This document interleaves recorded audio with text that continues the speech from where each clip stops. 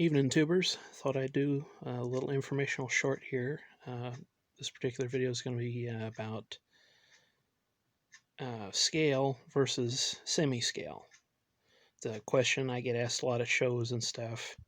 Particular locomotive you're looking at right now is a 442 Atlantic made by Lionel. This is a scale model. It's true 1/48.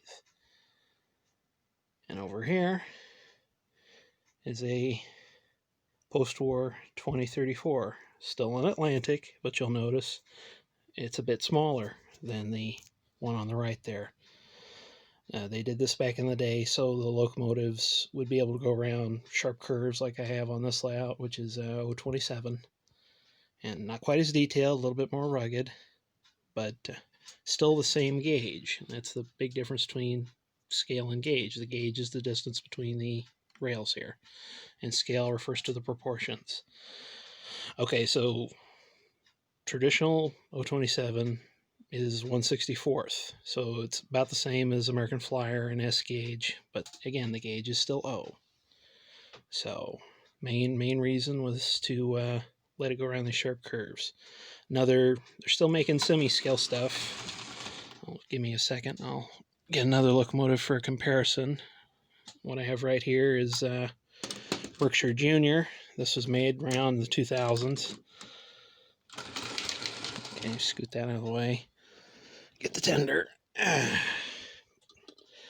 we'll show you. The Atlantic's actually a bit bigger. Now, if this was the same scale as this would dwarf it. This would be huge. But as a consequence, it wouldn't be able to go around these curves. So that's why most traditional operators like me, who have these tight radius curves like 027, 031, will go for semi-scale locomotives, because we can still have a relatively large locomotive that'll still cope with these curves. And the only reason I have this particular engine is it's about the smallest scale locomotive I've been able to find that'll swing around these curves. It just about makes it. And before I sign off for the evening, I'll do one more little comparison. Give me a second and I'll start her up again.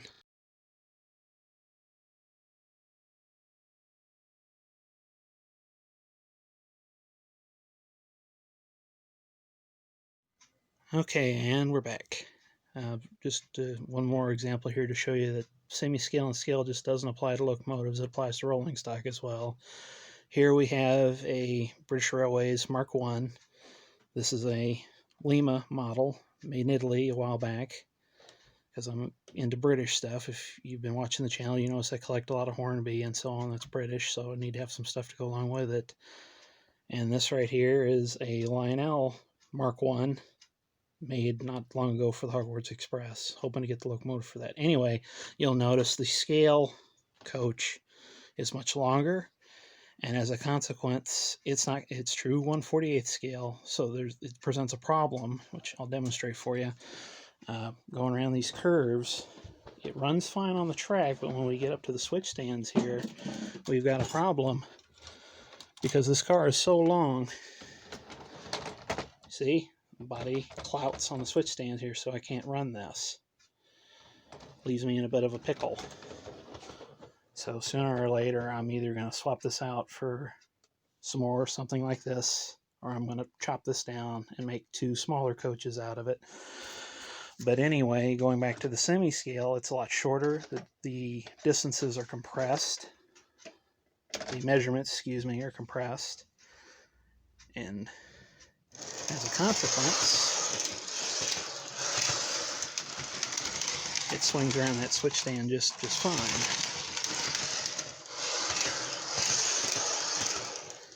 So there's the main principal reason why people who run traditional layouts, or smaller radii layouts I should say, tend to stick with semi-scale. Well, in conclusion, I'm kind of hoping to start a little video series here on YouTube where I answer questions about model railroading, not just in O gauge, but all kinds of scales and gauges and so on. So if you've got questions, feel free to leave a comment or send me a message or something, and I'll try and answer you on air. Not really much of a talker, but I'm kind of hoping to get over that. So like I say, you got some questions, post them up. I'll do my best to answer you. Well, have a good day. See ya.